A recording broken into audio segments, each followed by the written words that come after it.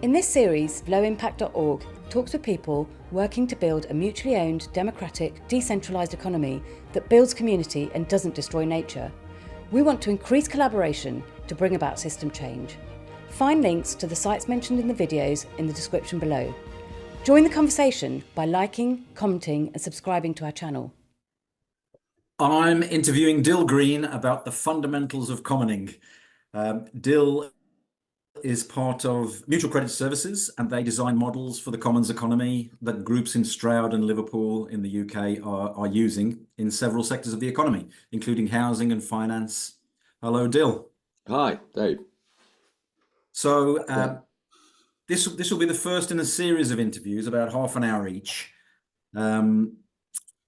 Dill, why are we doing this series of interviews? To, I guess, get out there in straightforward terms some of the new principles of commoning that we're experimenting with and developing, so that more people can have an idea of how and what we're doing in Stroud and other places. Okay, so I don't know how many there'll be yet. We'll see how it goes. And roughly the series might be something like, first of all, what is commoning and why do we need to be doing it? Then why commons? Why not co-ops, community shares? Why invent the wheel? Why reinvent the wheel? And then different aspects of the commons. We can talk about what's a common pool resource. We can talk about who are stakeholders, and then how do we build material interdependence? What will ownership look like in the commons? What are the financial models we might use? And what are the governance models we might use? And then finally, we can talk about how organizations evolve and how the commons and the commons models might evolve. And then also maybe connecting everything together. How can we really challenge corporate capitalism? Blimey, right. I know, yeah. Okay. But today let's start at the very beginning. Commons. Why do we need to be thinking about it at all? What's the problem we're looking to solve? Okay, so I guess for quite a long time, and then quite intensely over the last sort of 7 or 8 years, I've been working with other people on various types of monetary, financial innovation with the aim of empowering communities. And all of that's been quite nerdy and obsessed with the details of monetary instruments and what debt is and all that sort of stuff. And that is, I believe, all useful work. But it doesn't do anything on its own. What does things is people together. And people together are mostly not that interested in the fine details of whatever they use to keep score as to who's contributed what. They just want it to work and be wholesome. And obviously the money we've got doesn't really work and is not wholesome. But most people just don't want to argue about that. They want to get on and do good stuff. So when we started really trying to think about how we could put those efforts, that work, to the service of, I think it was the Housing Commons idea that kicked it off, we realized we had a way to perhaps connect these positive, wholesome ideas about money to projects that would really engage people because it would connect to a real need rather than the economy, which is, for most people, it's like too big to even imagine and challenging, let alone join in with some crazy people who are trying to do it. But if you can say these tools could help solve this particular problem that you are experiencing at the moment without you having to buy crypto or become a money nerd yourself, I think then we realized that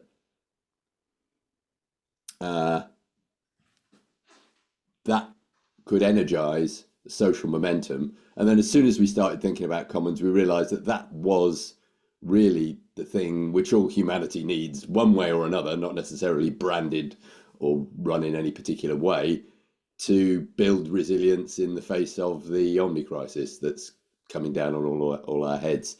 So at that point, then the money tools and everything became, okay, just a part of a much deeper and broader and richer and much less sort of defined project of just helping groups of people all over the place, everywhere, become more resiliently collaborative. Yeah, and for people who are new to all this, what does commons mean? What is commoning? So there's a reason we use the word commoning or commoner and not just commons, because commons is a term that's bandied around in all sorts of environments. And we did a talk once, and I just put the word commons up on one of the first slides I did, and I gave people 30 seconds.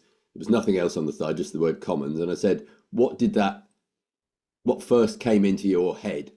And so I said, just put your hands up if it was tragedy. And quite a lot of people put their hands up at tragedy. And another lot I said, what about open source and Creative Commons and Wikipedia? And another lot of people put their hands up. And another lot was, hey nonny no, English villages, Morris dancing, the past. And people put their hands up. And so it really became very difficult. Oh, and another one was like, is it the atmosphere and the sea and the land? You know, there's big, broad, and so commons means a lot of things to a lot of different people. And so that's great, because generally it seems to be a word that makes people feel good, apart from the people who've been infected by the tragedy meme. Yeah. Tragedy? You're talking about a famous essay, aren't you? The Tragedy of the Commons by I am indeed. Garrett Hardin. Yeah. We don't like him, do we? Well, I try not to be personal about these things, but in that talk again, I had our hero, Eleanor Ostrom, and our villain, Garrett Hardin, because what he tried to do, and I think succeeded very well in that thing, which was an essay, not an academic paper. It was just an opinion piece. It was not backed up or anything. He tried to make it seem as if the difficulties of managing a global public good, like the quality of the atmosphere or the quality of the sea, the same as the problems of managing a much more local, closed resource of the kind which Eleanor Ostrom defined as a common pool resource. But you could imagine it as a fishing ground or a grazing meadow or something like that, something where it's pretty obvious who are the people who engage with it, and they're all in some way, it's easy for them to be in social communion, and if they can collaborate, it will, whatever the common pool resource is, will do better for all of them. But Garrett Hardin made it seem as if it was impossible to coordinate around even a grazing meadow, because everybody would just cheat.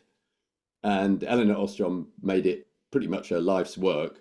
Her and many, many students studied commons all over the world, all different kinds, from, you know, pastoral grazing uplands in Switzerland, which have been going for centuries, to relatively recent, highly contested water rights issues in Southern California, which, if you remember the film Chinatown, have been very viciously fought over, and proved that not only was governance possible, it was real and happening and did work.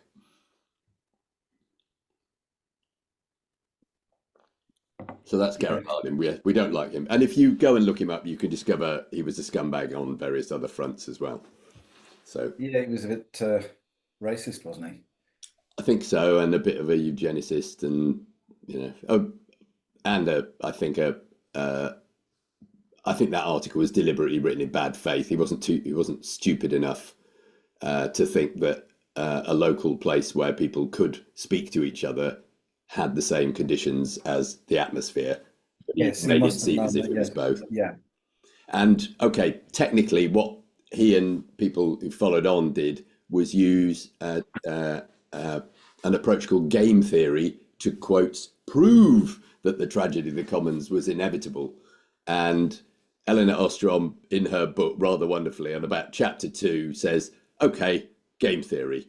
Right, I'm going to show you did not examine the possible games there are for coordinating. And by the way, you did not even find out what the games are that really coordinate real commons. And so I'm going to show you what the game theory looks like when you do that. And I've done all the work. There it is. And then she never mentions game theory again. In other words, I think this was an inadequate tool. I think you're fools for using it. But nevertheless, I've shown you that even in your theory, you're wrong. Goodbye. It's very nice. Very understated, very sharp. He didn't mention any kind of governance models at all, did he? It was just a free-for-all in his mind. Yeah, exactly. I mean, he was a shill. Yeah. Yeah. So yes, so proper commoning. So I'm nervous of saying proper or real or the right I way, know, because any group of people actively seeking to come together to collaboratively manage and plan around some shared resource, I think they're commoning. Yeah. Whether they call it commoning or not, I don't think we want to draw any hard lines around anything. Yeah, nobody owns the trademark. Yeah. Or the method, or has it right, or has it wrong. Mm-hmm. What matters, though, is particularly in the face of the polycrisis, can we safely, reliably rebuild the social practice of commoning and make it resilient and resistant to co-option by capitalism or destruction by the state, which has, historically been the enabler of enclosure of commons. So the work we're doing is not to define what proper commoning is, but to try and figure out some good ways of doing it that might well be adoptable by groups who haven't got a history of collaboration. So it gives them more of a framework to work with. And we've done work on legal models and governance models and finance models, so that there is something. So if you think of community land trusts, they didn't exist, and then someone invented them and published the model, and people were able to take that up and do things which they probably would have found very difficult without that. Community land trusts don't own anything apart from this is a community land trust. It's just one way of doing things. So there, I don't think there is proper commoning. We're just trying to offer tools for effective commoning for people to have a look at, and hopefully that will enable more commoning to occur. So would you say that co-ops are part of commons? Is people who operate co-ops, is that commoning, or is it commons adjacent? From what I said before, I think you if someone said we're running a co-op, I would say they're doing commoning of a sort. Yeah. Okay. But there are all sorts of sorts of commoning, and none of them is the right way. But yeah, there are horses for courses. There are things where you'd want to do a co-op, and things where co-ops find it hard. Co-ops find it hard to go. So yeah, I'm not myself interested in drawing hard lines, but I am interested in doing the most effective thing in whatever context it is that we're looking at. And that's not always a co-op. Yeah, because there's already a huge cooperative movement sector. Yeah, Why do we need a low impact co-op? Yeah, why do we need a commons movement as well, or do you see it sort of merging and becoming the same thing? Well, co-ops typically, and I think when they're successful, tend to be about one thing. Tend to be around, selling a certain thing or making a certain thing or clubbing together to access a certain thing if it's a consumer co-op. And that's a very nice, clearly defined setup.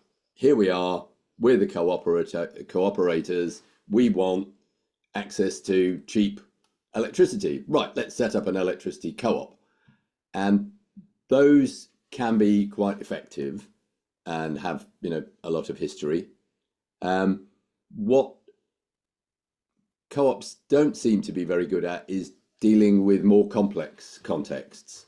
So there are multi-stakeholder co-ops, but not many of them.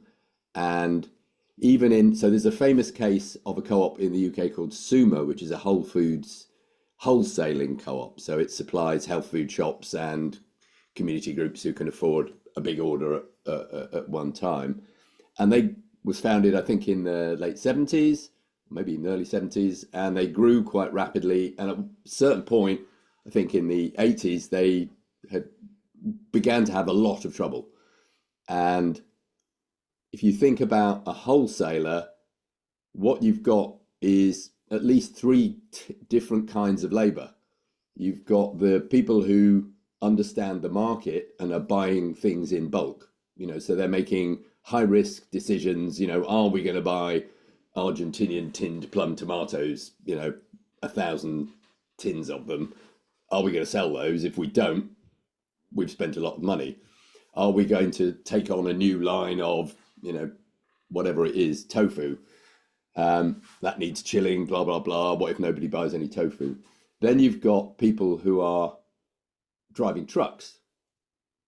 They're not very well socially connected. They're driving around. And you've got people in the warehouse who are doing efficient stacking.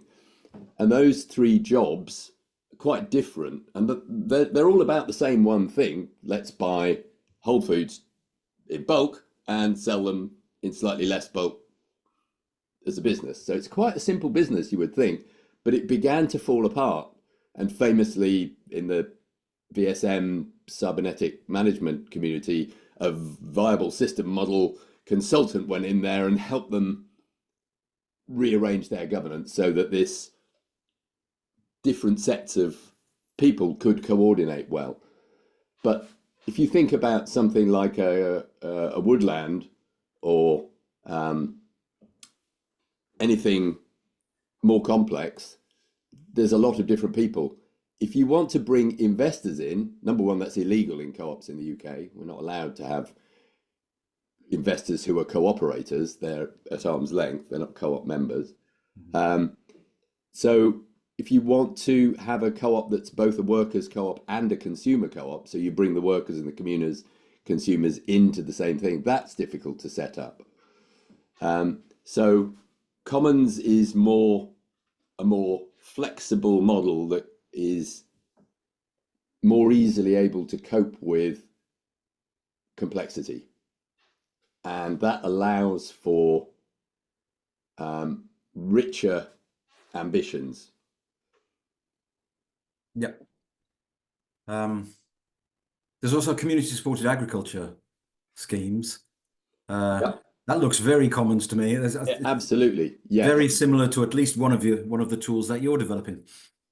Yes, I think I would describe CSA as that is definitely a strong effort to make a planned commons around food, which includes the growers and the consumers, and is designed to make a win-win situation for both, but also a mutual insurance situation, so that they're all in it together. If there's a bad season, the growers don't go bust, and the consumers don't starve, but they all have to tighten their belts a bit. And in a good season, they do better together.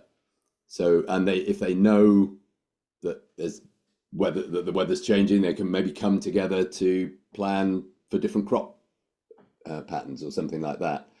And they're all in it together. That is definitely, I think, the sort of commoning that we're wanting to work on better models for and support. Yeah. And then there's the whole world of free and open source software and wikis. That's harder for me to get my head around, because they're not human scale, are they?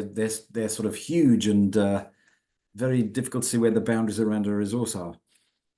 Yeah, and I mean, this is far too introductory a call, but I think the people in the communities around Wikipedia, around Commons, Media Commons, Creative Commons and the like, the people around open source, the thoughtful people in those communities are concerned about the way that has gone, shall we say, over the last 15, 20 years, where essentially those commons are being mined ruthlessly by organizations that don't contribute and which are not good commoners, and the commons is being used to accelerate capitalism and undermine the commons. And as I say, there's a lot of complexity in there, and there's a lot of ideological people around open source, so I don't really want to do like an off the cuff analysis of that here, because that's unfair on all the serious people who work very seriously in those spaces. But that's not the sort of commoning. That's more like a public good condition. I believe Ellen Ostrom in later work addressed things like digital commons and things like that, and I freely admit that I haven't looked into that work in detail. So there's a lot of stuff to unpack there. But you were talking about sort of corporate takeover of open source software, for example. Yeah, I mean, it's famous in software that the really, really amazing coders are sometimes quite difficult people to work with. So open source allows those people to be given completely their head to go and do whatever they want, on the proviso that if they produce anything commercially viable, Microsoft can have a go at it, and the supposed defense, which is that if Microsoft improve on it, or whoever improves on it, they have to offer that improvement back to the software community that built it. That turns out to not really matter. There's a lot of critique of a Linux company called Red Hat, who set out early on to become the Linux distribution for large corporates, and got bought by IBM. And there's an awful lot of critique of them. They're using open source software, but they're making enormous profits, and they're not necessarily always playing by the spirit of the rules, even though they play by the letter of the rules. And it seems to me that the rules are inadequate to cope with the variety of actors in the software space. There isn't a real commons there. There's just a mechanical licensing arrangement and no boundary to the commons. So there's a problem there.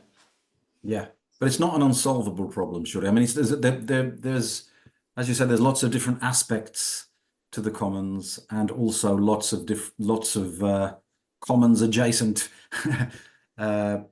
schemes and projects and ideas and concepts and models, things that could, become more commons and to get better results. Yeah.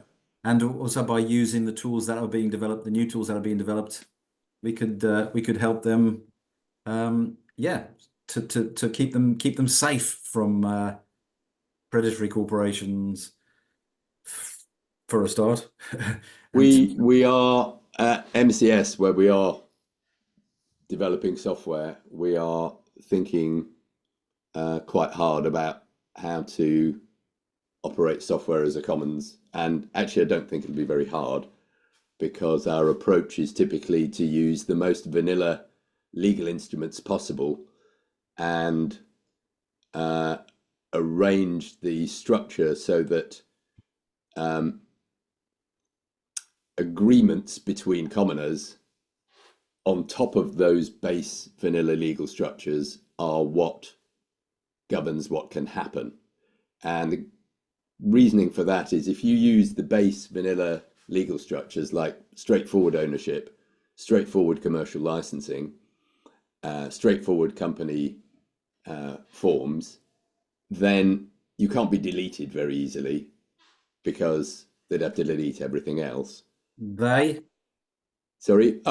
Whoever is in charge, big business who manage the government, or the government who, decide they don't want to have people do things independent of them. The system, it's not people, it's the system acts. If the government decides they don't want anything to compete with the corporate sector. Well, yes, co-ops are, the legal forms of co-ops were pushed onto cooperatives all over the world. Different countries have got more or less restrictive conditions under which cooperatives can invest. And it seems to have been a bit of a pact with the devil. I don't know enough of the history, but co-ops on the one hand wanted to be special, so they wanted to have a legal form, and the powers that be said, okay, but your legal form has to be a bit of a straitjacket as well. And I think in a lot of places, the co-op movement have basically got Stockholm syndrome. They're now in love with their straitjackets. They think their straitjackets make them special, but in fact, they constrain their capacity to do stuff. So I said I wasn't going to be controversial, but that's a bit of a thing to say about co-ops. Anything else you want to say? We're coming up to sort of almost half an hour, I guess. So anything else you want to say in this introductory interview about the commons generally and commoning generally, by way of an introduction? I think I want to surface that term you mentioned right at the end of the sequence at the beginning, which is mutual interdependence. That, I think, is the key outcome and feature of a commons, where what you're doing is you're not just building a community. Humans build community all the time, any way they can. It's because we're a social species.